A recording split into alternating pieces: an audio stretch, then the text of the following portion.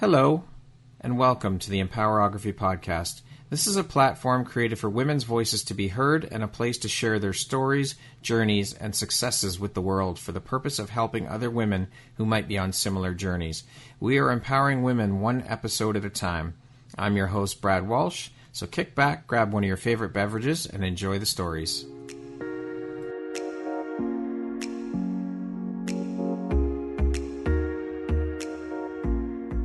If you're looking for jewelry that makes an impact on your self-care routine and your style, Empowerography would love to offer you a discount code to one of our exclusive partners, Quartz and Canary Jewelry and Wellness Company. Please use code EMPOWER15 to receive 15% off upon checkout at www.quartzandcanary.com. Quartz and Canary is truly the place where spirituality meets style. Hello there, Brad Walsh here, your host of the Empowerography Podcast. Today, my guest is Megan Henry. She is an award-winning actor, producer, and a featured author in a best-selling series based in Los Angeles. How are you doing today, Megan? Hi, Brad. I am well. How are you? I'm very well, thank you. Thank you so much for taking the time to be here today and share a bit about your story and your journey with us and be part of the Empowerography community. I appreciate you taking the time. Oh, thank you. And I really appreciate this wonderful container of support and really honoring, women and everything that we're up to, which is wonderful. Thank you. So let's jump right in, Megan. So as mentioned, you're an award-winning actor, producer. You are also a self-proclaimed paradigm shifter. As I mentioned, an author. You're also a founding member of the Badass Do-Gooders. How long have you been working in the acting world, though? Oh my gosh. I would say, well, that's a two-part question. Diligently, I would say about it shifts. 7 years, sort of 1 foot in, 1 foot out, much longer than that. Yeah. Okay. What inspired you or interested you to focus your career as an actress? Oh my gosh. Well, I think I came out of the womb, it's just like, here I am. What's interesting is I was adopted and that information was introduced to me at a very young age. Okay. And so I had an insatiable curiosity, as most children do. And I think there was an added element, right? In my experience, who am I? Where do I come from? Yeah. Right. And so I was craving this sense of belonging and searching for meaning and different potentials and possibilities of what that might look like, if I know my birth parents, if I had grown up with them, or maybe there's two families, there was so much information and questions swirling around in my mind. And so I was always diving in to characters for whatever reason and playing in that. Did you get your questions answered? I mean, how young were you when you were told you were adopted? The first time it was presented to me, well, it had to have been when my brother came, right? There's no baby in mommy's tummy, so the jig is up. I would say probably about three and a half. Wow. Yeah. But a 3-year-old, what can they really process, right? Nothing. So no, not like that, for sure. Right. And then it was reintroduced to me, I want to say about 7. So yeah. And each time, obviously is a bit different in terms of the way that we disseminate it and process it and all of that. For sure. Now, as I mentioned at the beginning, you're also an award-winning producer. How was that progression into dipping your toe into the producing pool? Was that a natural one for you? And how did that progression occur? I want to say that it was fairly natural because it's so, I don't know if the word important, right? But it's really can become auspicious when we create our own opportunities. Right. And so I had that opportunity to say, hey, listen, let me dip my toe in and get on board and learn what you do and see if this is, something that I can also expand into. And I've had a wonderful experience on 2 short films. In fact, one of them, there were 3 producers, and each of us have a very different opinion. And we'll probably get into this later about a socially conscious, it was a socially conscious short film. And so it was wonderful to come together and to collaborate, which I don't know how often this is happening. And I would love to see more of it, where we can really get uncomfortable and allow people to, share their opinions without shaming and blaming them, and get curious about where do we intersect here? How can we expand the conversation with greater love and compassion?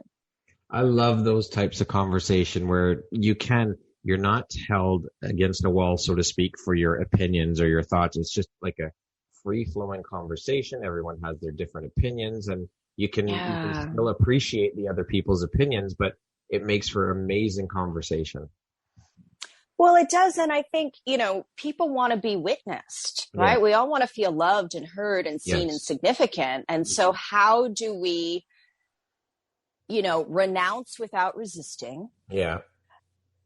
Denounce without demonizing, and get into those uncomfortable and yet delicious shadows where all of the magic is, to heal, to alchemize, to transmute, and then to integrate. Yeah, for sure. So being a producer, what is your favorite part about that? My gosh. Well, in my experience, the first film that I produced, it was all of the delicious messiness of, things not showing up on time, just sort of having to reconfigure the day and watching how everything sort of coalesces, right, in a problem solving energy space. That was really interesting. And, really for me, again, it was having the opportunity to come together and to get uncomfortable. Like the one film I told you about, while I may not necessarily have preferred the direction or, the particular narrative that was shown, I'm willing to get uncomfortable and to go, yes, but that's okay, because this is a starting off place to have a conversation. And I am willing to, tell a story perhaps from another vantage point and get uncomfortable and see what I can learn or, shift into or away from or whatever. So I think that you have an interesting opportunity in the producer space to do that if you choose. Mm-hmm. So what excites you or is your favorite part about being an actress then? Oh my gosh.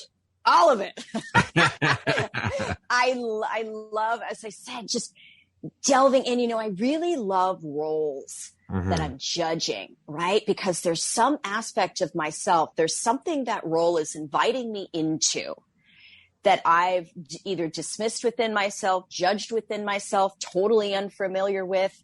And so it's getting into that vortex of discomfort and yumminess or shame or pain or whatever it is, and really working through that, right? And allowing myself to be completely open and available to the consciousness of this character and to see where that takes me. And if I'm, doing my job correctly and doing the role of service, man, it's just a magical ride. You don't know where the hell you're going to go. I love it. I love your enthusiasm. Amazing. Do you remember what your first paying gig as an actress was? Yes. Oh my gosh. Yes. So it was, eons ago, and it was an independent film. And I was playing a witness for some, I don't know, I want to say it was sort of sci-fi, and she had seen things and she was, warning, the detectives, something's going on, I'm not nuts here. Yeah. And I remember that my manager at the time called me and he said, okay, Megan, well, they booked you, you've got the gig. And I said, oh my gosh, are you sure? They're going to pay me? And he says, well, yeah, that's sort of what this whole thing's about. I don't know. And I went, oh my God. And I felt so elated and such a sense of validation, and of course, intimidation because now somebody's throwing money at you. Yes. So by God, well, now what? You better perform. Yeah. Yeah, for sure. That's understandable. Which do you prefer then, acting or producing? Oh my God, you can't ask a Libra this. They're so very different.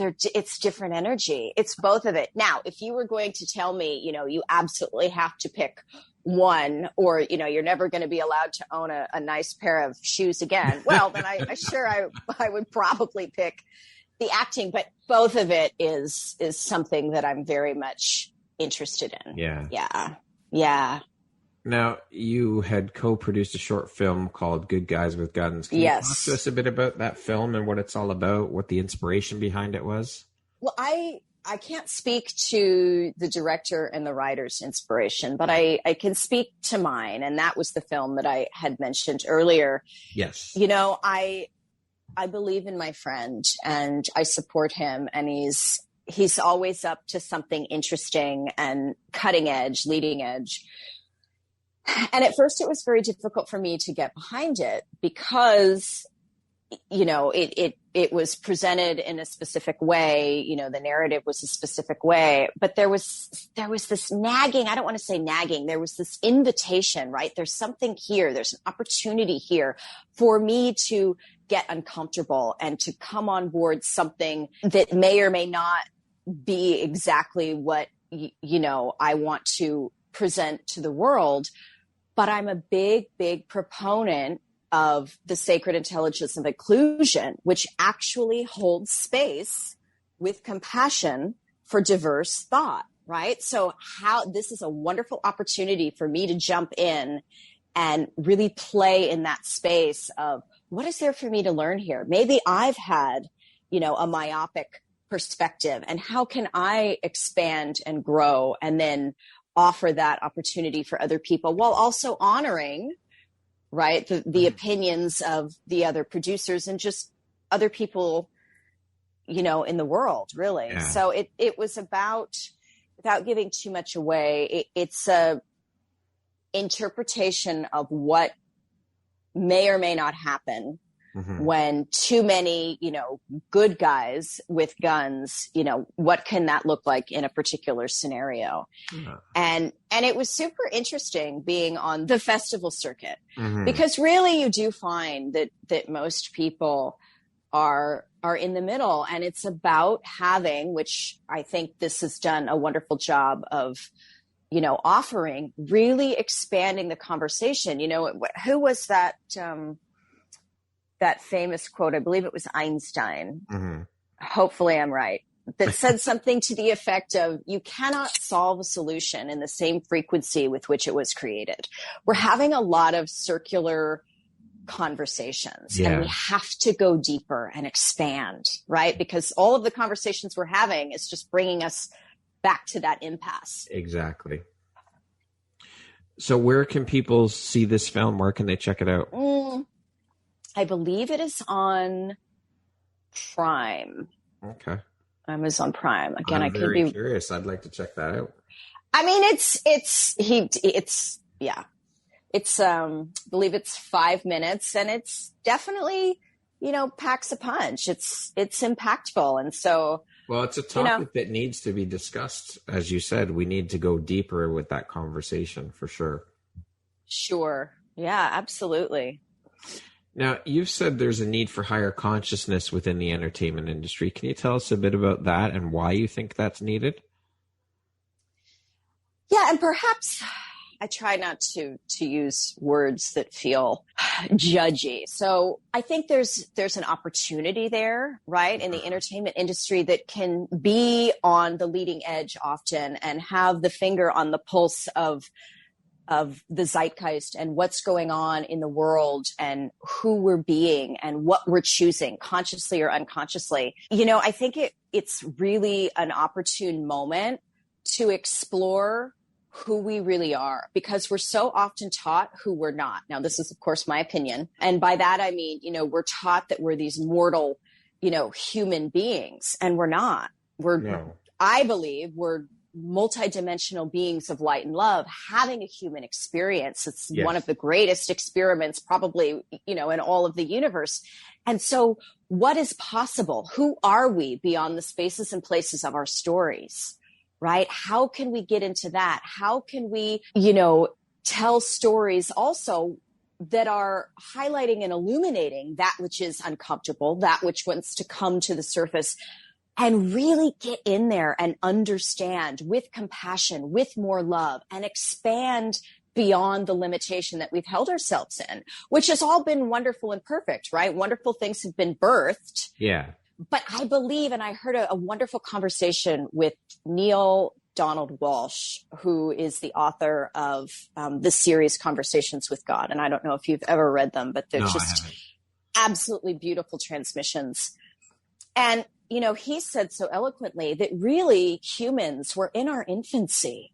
We haven't even begun to scratch the surface of understanding who we really are. Oh, yeah, I can see that. Yes. Right? And that, we've moved through the world with struggle and chaos and angst. And again, there's no judgment. Everything serves a purpose. Yeah.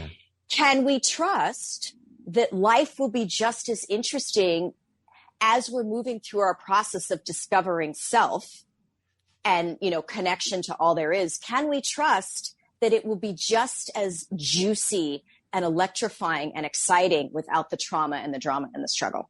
I don't know. I think that makes up part of the whole thing, right? I mean, that's all part and parcel of it. That's part of being a human. That's part of everyone's story. Everyone has struggle and drama and trauma and whatnot in their lives. And that's what shapes us as humans.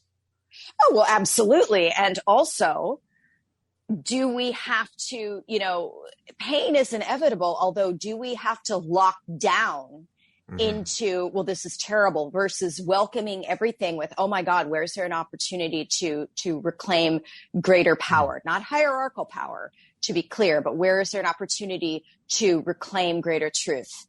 Well, I think that's part of it, right? Is that people tend to not look at things that way. I mean, you don't get light without the darkness. You don't know pain without pleasure. You know what I mean? Like it's an interesting paradigm, and it's part of the journey. It's all part of it. I mean, that's how we learn. That's how we get through life. Yeah. But people don't see it for what it is, though. I guess some people just want to get through life without that struggle, or they don't take it as a learning lesson. Sure. Yeah. Now, you're a self-proclaimed paradigm shifter. Why have you given yourself this title? Tell us about that. Actually, I wish I could take credit for it. I like to say delicious disruptor as well.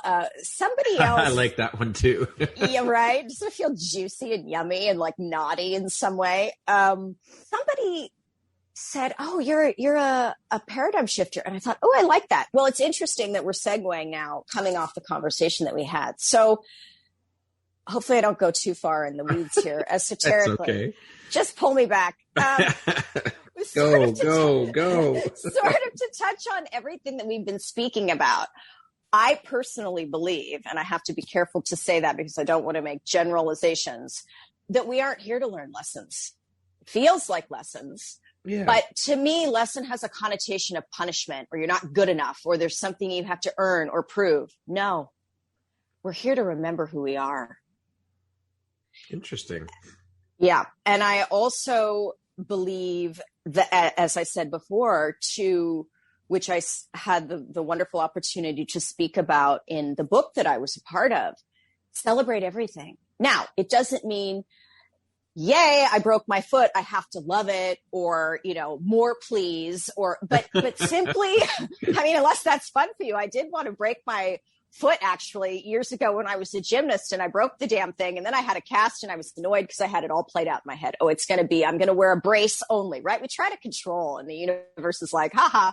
My father goes, well, was that fun? Because you got what you wanted. I'm like, no, not at all. No. Celebrate it. It shows you how powerful, right? We really are.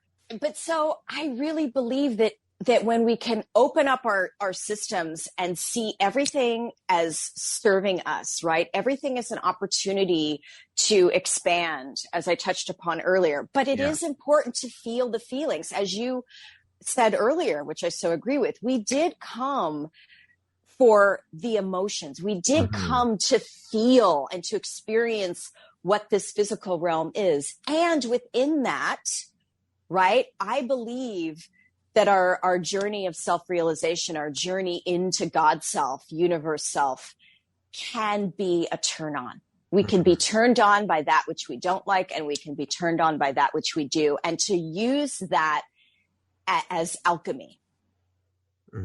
Interesting. And there are a lot of experts that actually teach that. I believe there's a book called Existential Kink, and I don't remember the author's name, but I believe she's a PhD, and she really talks about, everything in your life, whether you like it or don't like it, the patterns, the habitual, the procrastination, all of that. There's something that's serving you. You're getting turned on by it in some way, whether you're aware of it or not. So now let's really lean into that, right? It's not that we want to stay in that perceived limitation, and this is, of course, my own interpretation of her brilliance, but let's learn how to work with it so we can move through it, feel it, shift it. Because, energy is never created nor destroyed. It simply moves. Yeah, that's right. That's right. So while you're in it, enjoy it, revel in it, enjoy it. Just be in the moment. Yeah, it's like, yes, this is happening for me. It may feel shitty, right? Sweet surrender can feel like shit a lot of the time. But I understand there's greater awareness here. There's a greater opportunity. If I stay open to the magic, to the higher perspective, which may not come in 5 minutes, but you're staying in possibility and you're reclaiming your sovereignty. Well, in that moment. That's a big part of it, right? The mindset shift of this is happening for me, not to me. Yes. That's a big part of it. And that's where the whole thing starts, I think, because we so often look at it, why is this happening to me? And don't see it happening for you and what else can come out of this, right? Right. We need to shift that mindset, shift the thinking around that when these things do happen. Absolutely, which actually I believe is where the heart-mind coherence really comes in. Yes, I would agree with that for sure. Now, Megan, you're a founding member of the Badass Do-Gooders. Can you tell us a bit about the Badass Do-Gooders, what that's all about? Yeah. The Badass Do-Gooders to me, it's a sacred community, and I believe that we're going to see more of that. And my interpretation and experience in the sacred community. So we're shifting out of collectively, maybe slower than we'd like to see, but we're shifting out of competition and into collaboration and community, in the sense that everybody in this particular container, this group of Badass Do-Gooders, and there's entrepreneurs, there are healers, there are artists, all different industries. It's co-ed, and it's about how do we honor the genius in everybody, and how do we amplify that within ourselves and each other, right? From a space of just total love. We don't need anything from each other. We're whole and complete. We're not trying to fix each other or tear somebody down. There's zero competition. There's plenty of space for everybody, right? To be successful and to be in their light. And so that's what's just been so wonderful, is to feel that texture of absolute love. You can feel that somebody is holding the space for you, even if you don't necessarily know them, or if you haven't had a chance to meet them, because we're all over the world, which is wonderful. And so I believe we're going to start to see more of this, just that loving container of possibility and support. I love that. I think that's amazing. And it is, it's always, it took me a while to get, and I think this also speaks to mindset again, a mindset shift where we need to get our heads around that there is more than enough work, jobs, whatever the case may be, for everybody. Me being a photographer, the first year and a half of my business, I was always focused on competition. I was worried about the other photographers and what they're doing. But once that mindset shift happened, I'm telling you, Megan, the whole world opened up. Things changed completely. I was getting more inquiries. I was getting more bookings. And if we could just convince more people to shift that mindset and shift that thinking to community over competition. Community, you always win. You cannot lose with community. You just can't. Right. It's impossible. No, absolutely not. And isn't that beautiful that you had that shift? Because, you know, look, a lot of what people do, you could say every industry is quote unquote, you know, which is a lower frequency term, no judgment, but you know, oh, this industry is oversaturated. Well, so what? Oh yeah. So much information and wisdom is recycled, if you will, but yes. it expresses through each of us with different nuance. That's and there's right. an audience for that because right. we don't all, you know what I mean? Trees look different, for God's sakes. They've got 20,000 branches and they're all different and it's all perfect and desirable, you know? Yeah, it's crazy. I mean, we don't all see things the same. I mean, speaking to photography, no one else sees things the way I do. No one else has an eye like mine. So there is more than enough work for everybody. Same with acting, producing. There is more than enough to go around. And the sooner we get our heads around that, the better off the world will be, because competition is not a good thing. I mean, I say for me, the only competition I have is myself. As long as I can look back and see that I've improved and I'm getting better at what I'm doing, that's the only competition. Right. It's just, it needs, that mindset shift needs to happen. Absolutely. Well, it's, you know, I always like to say everybody's a genius and nobody's special. And by that, I mean, you know, as you said, we all are gifted and, you know, are here to serve our light and our talent. And there's more than enough. And nobody's special because we're all beholden to the same universal law, which really, as you said, it is our mindset. It's whatever we think is, right? Now, there's a few absolute truths without getting into, you know, existentialism. But if you think you can't, you can't, you know. If you think that you're abundant and you have a lot to offer and that, you know, great, then that's what's going to show up for you. But it's like you said, how do we encourage people into operating from that space? Well, I think it starts with communities like the Badass Do-Gooders. I think that's a brilliant idea, and I think we need more of that in the world for sure. Well, and I want to where it starts. Absolutely, and I want to give a shout out to Seek Smith, because this is her genius, right? This is part of her gift is connecting people and the visionary that she is, and so I wanted to make sure that we honor that. Yeah, for sure.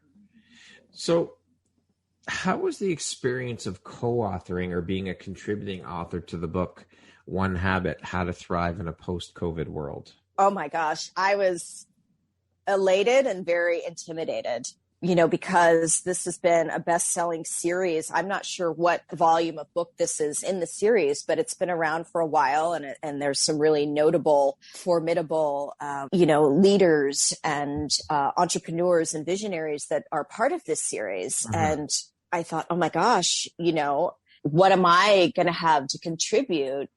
And so it was really a wonderful opportunity to get deliciously uncomfortable and, you know, throw caution to the wind and just speak from the heart. And thankfully, you know, it made it into the book. And it's really wonderful to feel, you know, talk about, again, a sacred community. Everybody's been so wonderful and giving. And some of us, you know, still speak to one another and, you know, what do you need? How can I help you? And, it's been a really wonderful journey so far. Again, it's community, right? Absolutely. There's that C word. I love it. To date, Megan, what would you say is your biggest high or your greatest win? That's a good question. What is okay. Oh my gosh. I feel like I'm getting emotional, which I'm an actor. So that's great, right? We got to make sure my instrument, but also as a human, it's wonderful to be emotional. For me personally, part of my soul journey has been really embodying, aligning with, knowing and allowing self-love. Amazing. And I had a really visceral, palpable, without getting into too much of the details, because I want to keep some of it sacred, but I I did have a moment a while back where I literally surrendered, and it felt like a death. There probably was an aspect of me that died on the astral plane somewhere, because surrender and letting go does feel very scary. I have never allowed myself to let go to that degree, and I was completely enveloped in the arms of divine love, and that's who we are. Amazing. Yeah. That's got to be beyond words for description. I mean, there are no words. Yeah, I can't. Exactly. Yeah. Because it's not a concept. It's an embodiment. Exactly. Yeah. What do you think your unique skill set or superpower is that's helped you become successful, Megan? Sass. I mean, it is a superpower. No, if I think about that, I mean, that is one. I'm great at off the cuff, short, sassy speeches.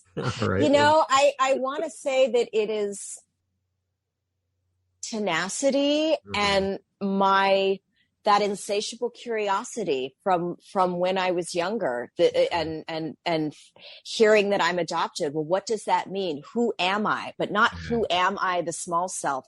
Who am I in the grander scale of this universe and the all? And so that's really allowed me to keep expanding and aligning, if you will. Speaking of success, how do you define the word success? What does that word mean to you? Full expression in any given moment. I love that.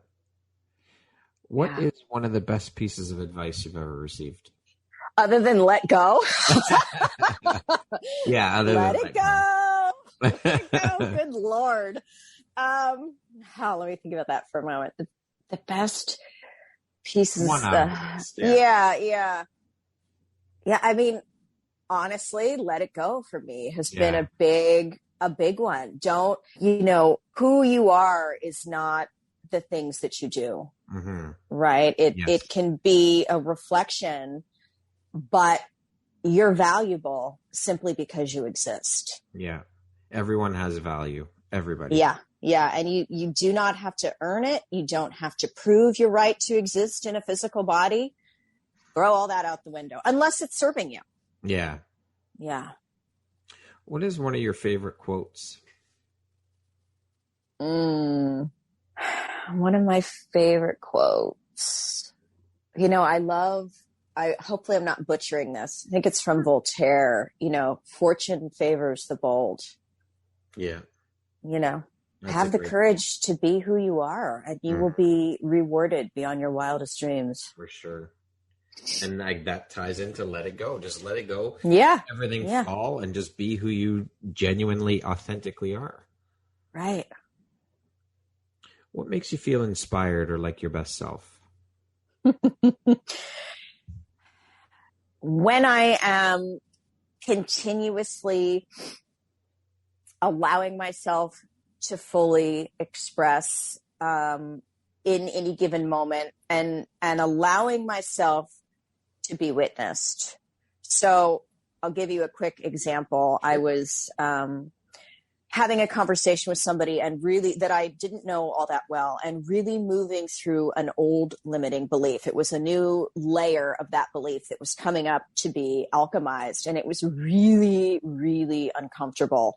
And it had to do with me feeling embarrassed about my life and what I've not accomplished, all the things that the ego says, well, you should be this, that, and the other thing. And instead of hiding from it, I sat there and I cried and I said, I was calm, but I said, this is really uncomfortable. Yes, I'm embarrassed, and I'm allowing you to see this as I move through this. And while the outcome wasn't necessarily nurturing, and there's no right or wrong, good or bad, in hindsight, it was beautiful because I allowed myself to be me and to move through that layer and to get uncomfortable. And so that was a paradigm shift. Awesome. Yeah. Just be vulnerable. Mm-hmm. What was a turning point in your life and how did it affect you? A turning point in my life, it was my early 20s. And I, like many people, was in the throes of a really debilitating depression. And I wasn't quite ready to check out. but I felt very hopeless and very confused. And that somehow, by the grace of God, led me down this spiritual odyssey and this journey of self-realization that I've been on. And it's been tremendous. Wow. Life altering for sure. Oh, absolutely. I mean, I was eating Cheetos out of no, not Cheetos, Cheerios with, morsels, chocolate chips. Yeah. I don't think I'd washed my hair in a month. I mean, it was a mess. Well, you're here on the other side of it, so that's what matters. Yeah, and I don't mean to downplay it. I'm being funny, but it was we all have our own experience with that. Absolutely. But it gets much worse. But yeah, I felt catatonic in a lot of ways, and here I am. Here you are on the other side on a spiritual journey. Who have been the 3 most influential people in your life, would you say? Well, I have to say, of course, my parents, right? Mm-hmm. Because we learn so much, right, from our upbringing and our home life. And it's hard for me to narrow it down to 3. It's really been all of these wonderful, wise sages that have introduced me to greater understanding of who I am. What does the word empowerment mean to you? Sovereign. Again, I keep coming back to full expression. I think it's so important for all of us to have the courage to allow that for ourselves. For sure. Okay, we're going to jump into a little rapid fire section. So the next questions will just be like 1, 2, 3 word answer type things. Okay. Megan, what makes you smile? Flowers. How would you describe yourself in 1 word? Sassy. There we go. I was waiting for that one. Early bird or night owl? Good God. Depends on the day. Early bird. If you're writing your autobiography, what would the title be? Perfect. My initials are meh, right? Who knew? So, from meh to magical, my journey from transactional to transformational living. I love it. What's the first thing you notice about a person? Eyes. Aside from necessities, what's one thing you just could not go without? Chocolate. What's the first thing you think when I say the word future? Magic. If you could change one thing about the world, what would you change? Greater love. What's your favorite stress-reducing activity? Punching and kicking. A bag, of course. Martial arts. All right. If you came with a warning label, what would yours say? Oh, shit. Oh, good God. A warning label. Deadly curves. Dangerous curves. Dangerous curves. What's one thing you want but cannot buy with money? One thing I want but cannot buy. Yeah, self-love. If you had a theme song that played every time you walked into a room, what song would that be? Danger Zone. I'm seeing a theme here. It's all in good fun. Yes, of course. That concludes our rapid fire section. If you could step into my shoes, what would you have asked yourself that I didn't ask you? That is a good question. Do you feel that time is, quote, running out for you as a woman in Hollywood, which of course, me being a delicious disruptor would say, fuck no. Okay, there we go. I was just going to say, what's your answer to that?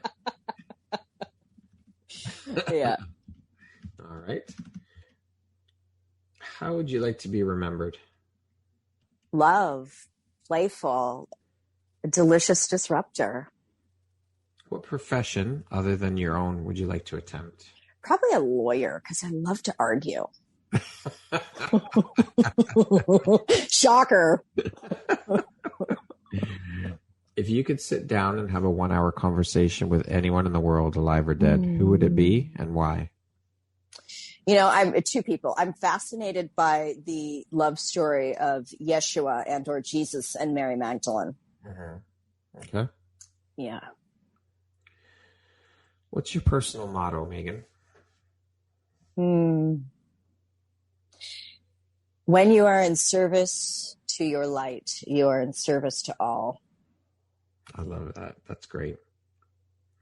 What would you say is one of your biggest failures or teachable moments, shall we call it? And what did you learn from it? Waiting for other people to anoint me and to choose me. And we're here to anoint ourselves, you know? Uh-huh. Very wise. If you could go back and give your younger self one piece of advice, what would that piece of advice be? Have more fun. Don't take it all so seriously. It's literally a dream. I love that. We do get caught up in it, just end up taking life so seriously. Yeah. We need to relax a little bit, have fun with it, because we're only here for a short time. Absolutely. You know, like, how can we make life more sexy, at least for me? Yeah, for sure. Lastly, Megan, if you were to deliver your last 30-second speech to the world, what would that last 30 seconds sound like?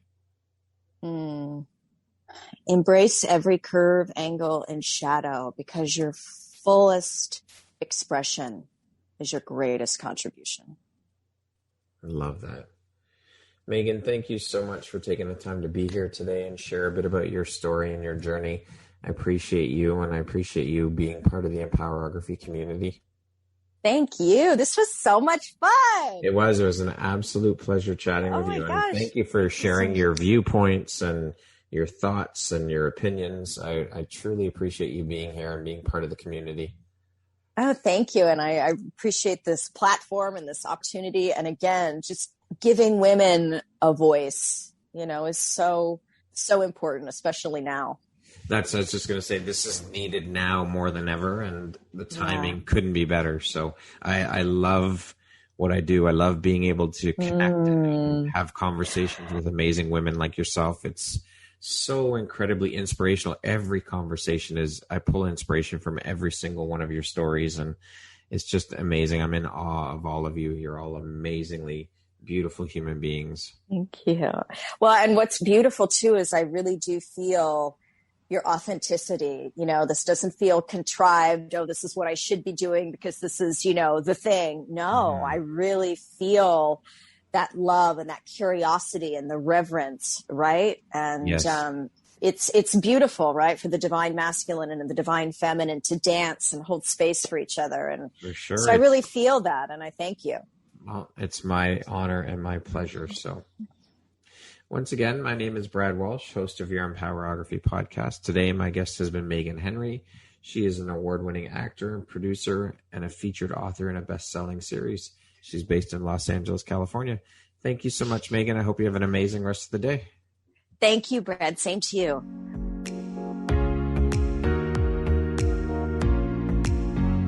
Thank you very much for listening to this podcast. If you haven't yet, please be sure to subscribe, rate, review, and share with all your friends.